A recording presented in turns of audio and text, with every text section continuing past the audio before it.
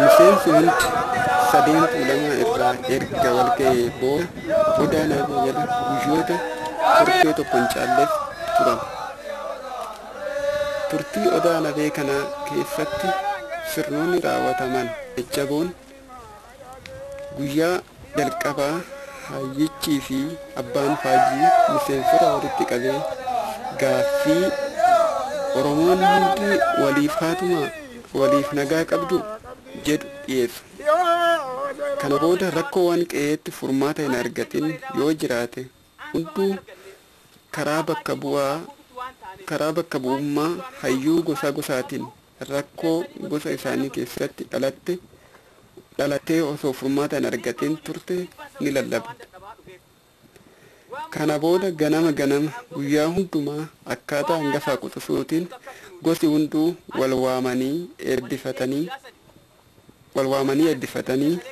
guyyaa immoo rakkoowwan ka'an irratti furmaata waaraa laachaa oolu.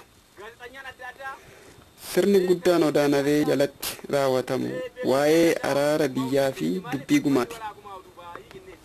Gumaan hin ba'in yoo jiraatte qe'eetti galanii akka baasan kan itti murtaa'utti murteessanii kan murtaa'uuf murteessanii fi murtii dhumaa kennaa oolu.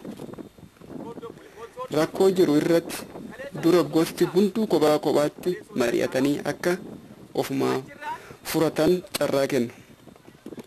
Yoo humna isaanii ol ta'ee waliigalteen dhibde abbaan faajii fi hayyichi miseensa guutuu walitti qabeetu murtii dhumaa murteessisiisa.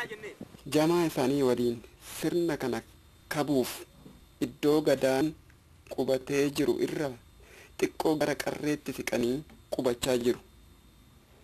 Jamaan akkasitti uffata aadaatiin miidhaganii ayyaanticha kabuudhaan as odaa naafee cinaa qubachaa jiran kunniin miseensota gadaa birmajii irraa rakkoon qunnama kan jedhu tasuma yaada of keessaan qaban ture. Miseensonni birmajii akkasitti hoomadhaan gara qubata ayyaantichaatti deemaa jiran kun baga nuuf dhuftan anaa dhufu jechuuf miti.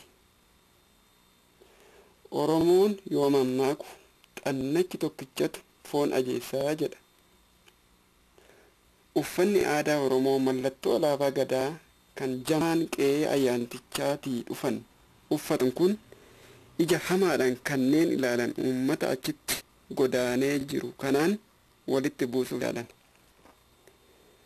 Namoonni sirna waaqeffannaa Oromoo irratti jibba hamaa qaban kuniin namichi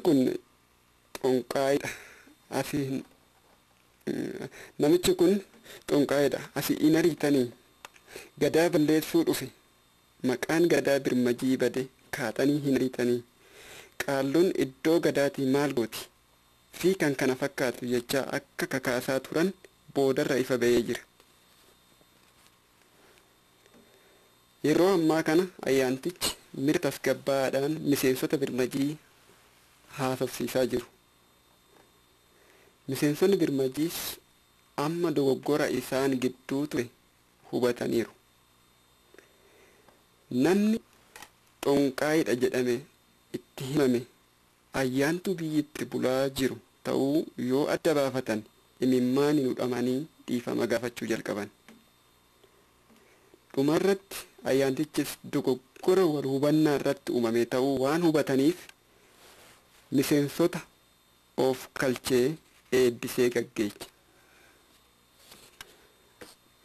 Har'a guyyaan dilbata garuu bakka beekaranis hangadaa kana jeeqamu garuu usuusa kan jirta san isinirraa ibsu usuusaa kun dhuguma kanaaf finxirraanne akkana dhufnee garas akka waan hin dhaga'amne dunnee as quban balleechaadha soo jettan hin dhiisi gadaa biyya kunoo hin jiran yeroo ijaaraa ture bakka kanas bakka barbadaadha karaa kana hundi isaa kana qofaa mutu bareegama miidhagina kaffallee ala siin keenya tokko ana ilma keechan haalluunis seera qaba dhuguma manatti seera qaba Ani immoo dhokadheen teenye gadi bahee raawwadheetiin